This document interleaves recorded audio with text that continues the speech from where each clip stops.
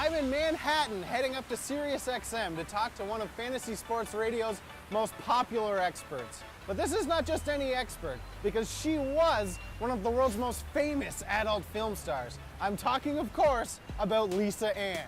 Hello. Hi. Hi, I'm Tim. Hi, Tim. I'm Lisa Ann. It's a pleasure to meet you. You weren't just any old adult film star. No. You were the adult film star. You were Sarah Palin. My opportunity to be Sarah Palin in 2008 was quite an amazing experience. I got to travel to different countries. I did a million appearances, and I had already kind of wanted to retire before this happened. So 2012, I got solid with my retirement plan. It was a culmination of the fantasy of getting more sleep, having more time to watch sports all the time and talk about it. And it just came to this perfect conclusion December 2014.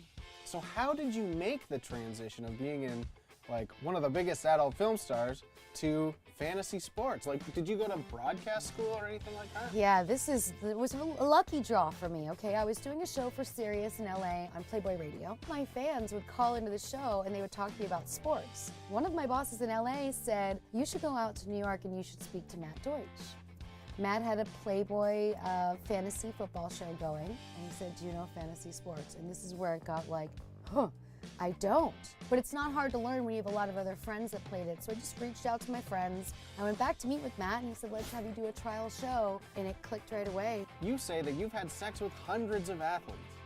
Does that give you some kind of insider's edge into fantasy sports? Is this like insider trading? That kind of stuff? It would be unfair to say that I didn't.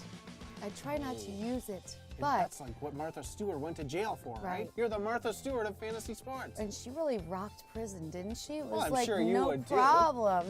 God forbid, of course. I do get the inside on when I see something happening with a team. I'll talk with someone because a lot of the guys that I talk to, I've never met. There's also a couple hundred players I've talked to that we've engaged by phone because we met on Twitter and we just talk, and I'll find out about what's going on with the coach. Like, I just feel that something's not right there. You guys are not getting along. What's going on, Also, I'll know when a player decides to get surgery a little bit earlier than he had to because the team's not going to do well and it's better for him to plan for next season. In 2014, you wrote a letter to the world. You said that you dreamed of one day having a perfect season in fantasy football. Yes. I'm not very rich and I'm not physically attractive. And I'm not good at sex stuff. Okay. But You've in a lot had of a perfect ways, season? No, I'm saying in a lot of ways, we're not so different after all.